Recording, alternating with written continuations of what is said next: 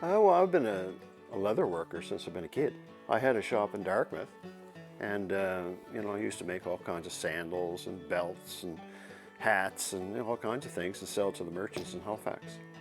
It just became one of those things. On Saturday, I used to take the bus from Dartmouth over to Halifax to the store, you know, and get things and take them back to my little shop down in my dad's basement, you know, and make things. And how old were you?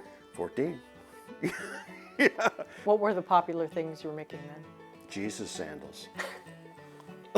And what's a Jesus sandal? Well, it's a sandal with the little thongs on them, little straps on them. Well, how do you go from making Jesus sandals to making saddles? Well, I was always making things, you know, like out of leather. And then I decided that I was doing too much. And so I started looking around, and they were teaching it privately out of Red Deer. So, you know, I kind of called the guy up and talked to him, and it sounded so fun, right? So I said, well, let's do it, right? So I just went out west and studied saddle making. You know, went around to different saddle makers that were there at that time. Most of them were quite old.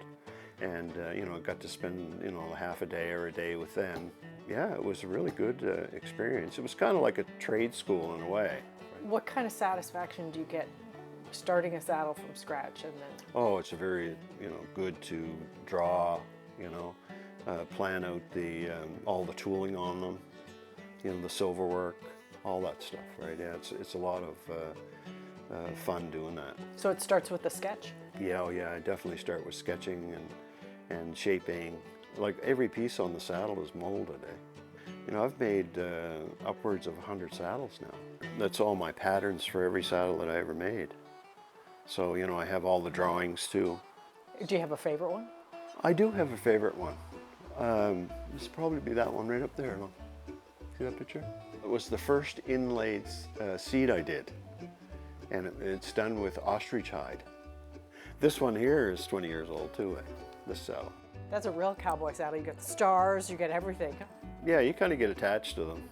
The last one I sold went to a lady down in Bridgewater, I guess. And it was a hard saddle to let go because, you know, it had the inlaid seat and it had a lot of nice tool. I did it all in flowers. But, you know, they're using it. And you gotta let it go sometime, right? oh yeah. Yeah. You gotta let them go. Yeah. I make a lot of handbags and messenger bags and duffel bags and belts. I make a lot of belts. I make belts every day, pretty much. Most of these tools here I've got are all handmade. Ellis Burns from Alfreda, Arizona made all these tools for me. He used to call on the phone, and he was a talker. He'd always talk.